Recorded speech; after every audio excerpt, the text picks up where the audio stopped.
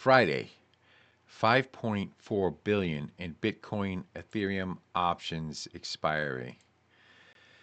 This one everyone's talking about actually this weekend. It rattled volatility, but failed to break the key $98,000 level. So as of today, we're going to be digesting those hedges as they're rolling off. We're going to be talking about what really happened and the key points that we need to watch and what this exposure actually means and how the smart money is positioning for next week. Welcome back, Crypto Crew. It's your boy Tom here, bringing you the hottest in Bitcoin and crypto action. If you like what you see, give us a like. Make sure you hit subscribe if you have not already. And of course, come on over to X and follow us on X, where we talk about Bitcoin, crypto all day, every day. All right, let's get into it. All right. Got to apologize. Have to apologize for yesterday. Big faux pas on my part. And to this moment, I will swear that I read an article that the government opened. Now, I get up at like 4 o'clock Eastern Standard Time. I usually, and I start scanning through reading articles. And I would, to this moment, I swear that I read an article yesterday that the government opened. After I made the video, and some people going, Tom, the government's not open. I said, what are you talking about? I went looking for the article. I could not find it. So, therefore, either I'm having premonitions now or I'm just totally crackers. So I think it's a combo of both. But anyway, let's get into it right now. Bitcoin itself, CME market gaps are still haunting us, okay? We got the ghost in the machine that is still there, the potential double top. The double top comes into fruition if we bang into 90,000. And good old Tom will be singing the Ed Sakota drawdown song for sure. But really, you don't want to hear it. So let's just hope the marketplace can recover. All right. So right now we're trading right around 102,900, 103,000. Up slightly from the low near 100,000. So let's look at the 2-hour chart right now. We came back down to what's this level right here? 99,209. 99,260. All right, so we have the double bottom that is sitting here right now. That is the line in the sand. That's protecting us from this CME market gap. And I'm going to tell you why. Because right now, if you look at crypto fear and greed, right now we're at, 22? Yesterday we were at 20. I don't understand why we're more fearful today than we were yesterday. But okay, if this is what the good old F&G indicator says, this is what it says. All right, now, I'm going to tell you, we're going to get into this later in the video. If we drop into those CME market gaps, you want to talk about fear, it's going to be above extreme. It's going to be like extreme.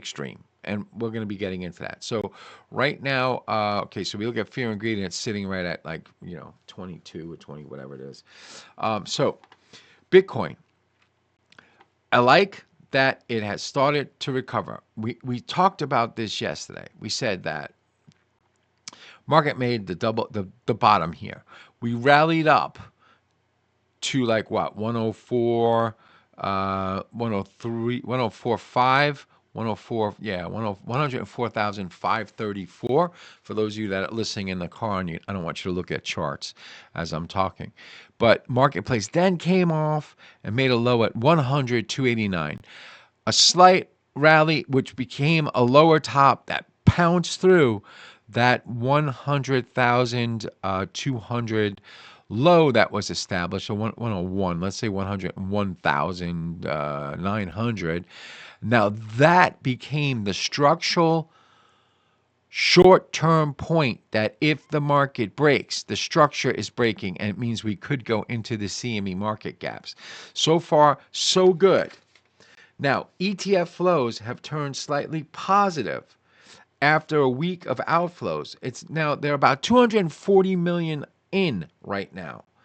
So Bitcoin, we could say Bitcoin is still in an upward movement for now.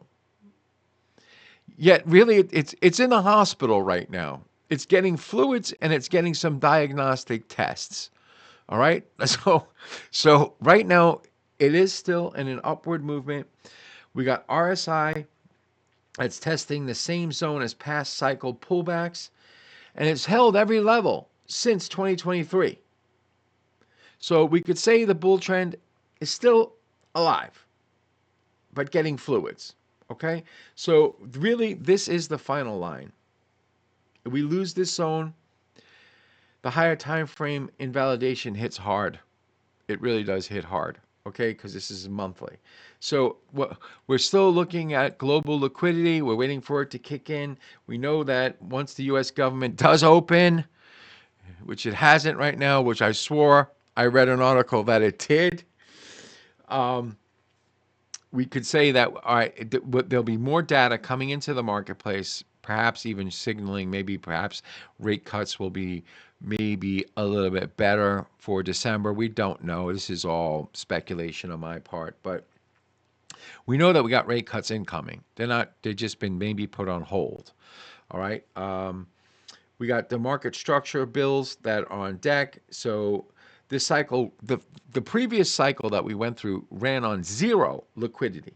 And now we got the rate cut. So like you sit there and you scratch your head like, what the heck is going on? Because markets are trying to fool you. The black hats are trying to fool you. They're trying to push it down. Now I'm going to be talking about this options. Okay, so we know that when capital returns to this marketplace, it's going to be boom, baby, boom. That doesn't mean we can't dip to 90,000 before the boom, baby, boom. So we got to pay attention to this short term. Now, if you want a front seat, okay, into how we position, join our pro group. Links in the description, and I'll show you later in the video how you can do it. So you want a front seat, get yourself a ticket. It's completely free. All right, now, the short term is going to determine exactly like how we have to handle this. Now, I do like seeing that Bitcoin is popping over this 102,000. All right, now the main points short term. Unfortunately, 106,000 and 108,000. Now, markets can turn on a dime. One little bit of positive news or a market interprets something positively, and we could be at 109, 110. Now, that would trigger a lot of short covering. Right now, the bears are defending 106, 108. We blow through 108, they're going to panic. Okay, so that could change the dynamic of this market. Now, it hasn't happened yet. We can only trade what we see. So right now, we could say, all right, we got a shelf right here, short-term shelf. 101,000 is the short-term shelf. Need to hold that for sure. If not, we could break down. We could actually test this low right here. As long as we don't go through that double bottom, we're okay. It's not going to be pleasant. So the shelf point right here is very, very important. 101, say, 1,000. All right, we'll give it a little bit of a skid, right? Instead of 101, 500, we'll say 101,000 even. So now it's slowly grinding. We need to get through this point right there, 104. And then, of course, actually, let's just say 104, 600. We get through 104, 600, we got to attack the 106 and get through 108. That's what's happening. Now, Friday, we had $5.4 billion in Bitcoin expiry and Ethereum. Now, what a lot of analysts are talking about is that they expected like a lot of volatility, okay? And it really wasn't. It wasn't that bad as far as volatility was concerned. But the one thing that happened, it failed to break the key $98,000 support zone. So as of today, the market is still digesting those hedges that are rolling off right now. Now I'm going to explain to you look, I am not a big option guy. Okay, I've been exposed to options, but I don't trade options. I had people on my desk that traded like iron butterflies and like all these crazy option things, straddles, spreads, you know, crazy things, And it just never suited me. I'd rather just trade spot because I know exactly what's happening, what is happening. I know exactly how much I'm losing, when I'm losing it, and why I'm losing it, or how much I'm making and why I'm making it, and exactly where my stops have to be. These options, man, I'm not too interested in. But let's talk about why it matters, because every Every major institution was watching the gamma exposure on Friday. Don't panic. There's three parts of an option. You got theta, which is time decay. You got delta, which is basically the change in the underlying, and then you got gamma, which is basically the ratio of how much the change occurs. Now, so I'll explain it to you. All right. So here's another thing: get yourself a number two pencil out, and you can actually learn something today. If you don't know options, if you know more than me about options, I'm sorry to like bring it up. Just say, all right, just skip to the next part of the video. But really, Delta actually manages how much the option price moves when Bitcoin moves $1. Okay? Now gamma is the rate of change of that delta. So gamma is like the volatility of the delta. So as fast as the market's moving back and forth, that's what your gamma is. Now theta is your time value, your time decay, because in the option you're playing against time as well. So not only you got to be like really, predict like when the thing is going to move. The time is working against you. Time decay is constantly working against you. That's how the guys make so much money when they sell when you buy the option. You're basically paying the premium. They're actually collecting the premium, but they have to hedge. So that's the most important thing. So when gamma is high, when the rate of change of that delta is high, dealers who sold options must constantly buy and sell the underlying to stay hedged. They have to constantly keep doing it. So that creates reflexive price movements. That's why at like 104, bang, down to 100. At 100, bang up to 102. Okay, bang back down to 100, bang back down to 99. Why? Because they're trying to protect their options. Now, high gamma exposure, like why does it matter to us? Because when tons of options cluster around a spot price, the market makers in the options, they got to hedge aggressively. Now, okay, so let's say Bitcoin moves up slightly. So what dealers do is actually they buy Bitcoin to hedge the short calls. Market effect, as us traders, spot traders are looking, we're seeing upside momentum with it, only to hit the wall, come back off. Because if Bitcoin starts to move down slightly, the dealers sell the Bitcoin or the underlying to hedge the short puts, adds downside momentum. So we're caught in between both these points. There's nothing really happening. Okay? So that creates like a self-amplifying volatility around key strike prices. It's what the option traders call the high gamma zone. So around expiry, gamma exposure peaks when spot sits at nearly heavily traded strike prices, the maximum pain area. Now, once those options expire, that hedging pressure vanishes and directional moves start to resume. So you got to think of gamma as a car or a boat's rudder. It's like it's sensitivity, it's steering sensitivity. So when gamma is high, a tiny turn of the wheel makes it swerve very, very hard. Now, after expiry, the steering loosens up and the market can breathe again. So this is exactly what we're seeing. All right. Now, there were open clusters that sat right around 100, 105, and 107. Okay. So they're gone now.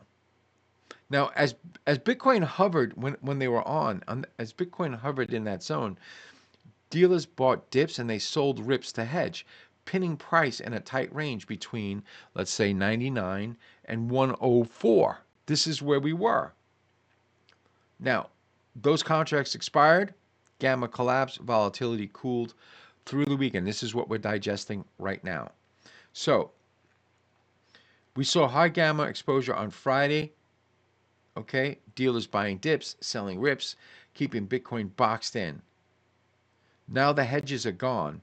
Volatility is going to reset, and it's all going to depend on like what the heck happens in the short term again. So The hedges are gone. We said the volatility is going to reset. It's going to depend on what happens right here. And now we could finally see a breakout on either side this week. This week is going to be a pretty important week. All right. So we got Bitcoin right now that's sitting. All right. Um, well, we could say this. We could say ETF inflows, right, have picked up a little bit, which is good. All right. They suggest that the institutions are still buying the dip. All right. We're looking for global liquidity to kick back in. The macro backdrop still remains fragile because of this Fed rate cut odds are shifting. Now, the tariff headlines are back in, okay, because we don't know what the what the what the Supreme Court's going to rule. I mean, right now, it doesn't look like they're going to allow Trump to keep these tariffs. Now, I don't know even what that means at this point, because really, if that happens, we're talking trillions of dollars have to leave and go back to where they came from. It's going to create more chaos. That is for sure. And really, I don't know. I have no idea. If you guys have any idea which direction this thing will go, if they say no, you can't have these tariffs, leave them in the comments. I'd like to see what people think. The more the brains, the more the minds that get involved in this, the better. But anyway, all right. So we got really a kill zone set up right now between, say, 98 and 107 resistance. That's exactly where we sit. So support right now sits at that shelf, right? At this minor shelf here at, say, 101,000. Okay. Now, the resistance sits up at 107. We got to get through 106 and 108 so that the kill area for the bears is that 107,000. They have to defend that. Now, we could say that since Bitcoin so far has basically held, all right? I'm going to look at this chart right here. When we're looking at US dollar dominance, right? This is another thing or another component to this. Every time US dollar dominance hits this line, it breaks. And Bitcoin can rip higher. So we gotta watch dollar yen, sterling dollar, euro dollar. I mean, again, so if you want a front row seat, when we do all this for you, get into our pro group, and I'll show you how to do it later in the video because we handle all this stuff and we help you with it. Okay, we're not that we handle it, but we help you with it. We look at all these things. So we're here again, all right? And we got volatility that's going to load, that's for sure. So you got to be positioned, and you got to be positioned correctly with good stop losses. All right. So what I'm saying is the market always starts a bull run when there is max fear. All right. Now we are not really at total max fear yet. All right. Total max fear would happen if we drop into these bad boys right there, the CME market cap. That's going to be fear. But you could look at the marketplace itself and you can say, well, it is fearful, right? So I believe that maximum fear will occur here, all right? And, we got to watch this chart as well. Again, the 2-hour chart. But the longer we stay in this range, the longer we meander around these levels, okay, of the 100, the 99, the 103, the more people are going to be fearful because it's a theta value that's working against them, time decay. They're waiting for something to happen. And look, 99% of people are impatient. That's just the way it is this day and age. They don't have patience. You're used to instantaneous reward or pain, right? But the longer something sits here, the instantaneous self gratification is where people are at today. It's what I call the McDonald's mentality or the Burger King mentality or whatever fast food you got in your country. I know McDonald's is worldwide, so we use the McDonald's fast food mentality. The food is terrible for you. The French fries are going to kill you if you keep eating them. But they're instantaneous. You're hungry, you go there. It's like 3 minutes. They give you a burger, fries, a high sugar shake, and you're out the door, and you're satisfied for the next half hour, 45 minutes until you get the stomach ache. But that's exactly the way mentality is today. They just want instant gratification. They don't have patience. That's why a lot of people can't make it in trading. They don't have patience.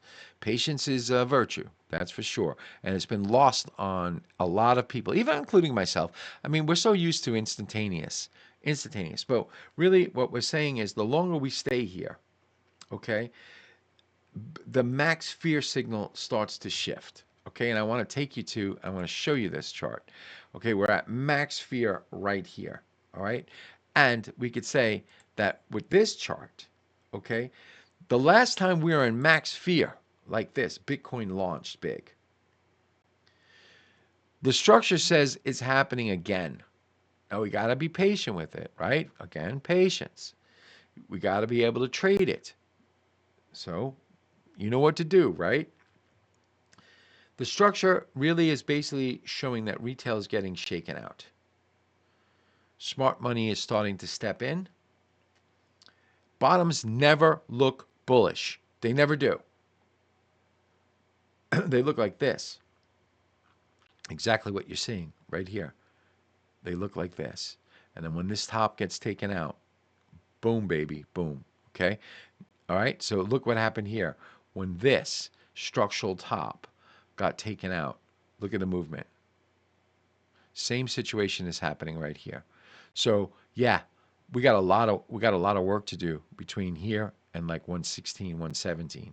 But really the first step is the 108, right? So all right, let's move on over to good old Ethereum. All right, let's check out Ethereum. Look, Ethereum's trading right now at 3,469. Okay. Like Bitcoin, Ethereum had large option positions expiring Friday and some ETF inflows, about 12.5 million. All right. But sentiment lags. And traders are calling this really the worst bull run ever. But look, max fear always ignites Ethereum. Now, we said it yesterday. Ethereum has been known as, the ugly duckling. They smash Ethereum at all the time. But really, Ethereum is really a platform play. Its fundamentals, staking, DeFi infrastructure, stay strong even as the price lags. So you got to look at, diversification. Bitcoin is the store of value. Ethereum is the ecosystem exposure, right? So key levels of support right now in Ethereum, right now, 3,000, okay, 2,800. Resistance, 3,700. All right, that's where we're at, and it's stuck right now. Now we told you, look, you can't be bearish enough on Ethereum, right? Every time the market thought it was going to dump, it ripped higher. So it's really a play on words. I'm not saying you should be bearish on Ethereum. I'm just saying, look at the chart. Every time market thought we were going to collapse, Ethereum exploded. It's going to take some time because Bitcoin dominance, right? Bitcoin dominance is in the way right now. And if we look at this chart in Ethereum right here, once Bitcoin dominance wanes, we got the same fake out, same recovery. We'll have the same breakout in Ethereum. We're thinking Ethereum is going to 10 grand. Okay, so you can't fade the fractals. It's starting to happen again. Again, if you want a front row seat, make sure get into our pro group. And as I'm speaking of that, let's go on over. How do you join this pro group? Real simple. All right, you come on over to link in the description. You click this link right there, you'll be taken over to our Telegram trading community. Completely free to join. We drop insane alpha trading opportunities every day. Hey, if you want to do it, you're a lone wolf, can understand that. We offer two phenomenal brokers right here. WEX, low fees, fast execution. BTCC, offering a 500 US dollar token giveaway for those small accounts. You can actually boost your account up there. WEX right here, I believe they're offering no fees for life. So pick and choose. Use our link. You'll get those insane bonuses. But really what I suggest, you level up your trading. You join us here. We help you out. Let's stack the profits and the stories together. And really, like, this is the place to be. All right, let's move on over to good old Bitcoin dominance. Bitcoin dominance. This bad boy right here. Bitcoin dominance still sitting at 60. So that's why nothing's happening in altcoins and nothing's happening in Ethereum. Ethereum is kind of quiet. But if you look at Bitcoin dominance, it's the same warning as the 2017 breakdown in Bitcoin dominance, the 2021 breakdown, and 2025, we're seeing the same setup. So when Bitcoin hits 45%, the party ends and alts explode, are going to explode. Before that moment, you got to be positioned properly. You got to be in good utility coins. Okay. So this signal never miss. So you can't be late. You just got to be patient. And I'll take you through it really because altcoin season itself. All right. Alts remain under pressure right now, and there's nothing we can do about it because Bitcoin is actually the dominance is very, very high.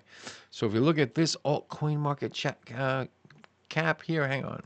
Finally got that chart loaded up for you guys. That was a little rough. I don't know what happened there.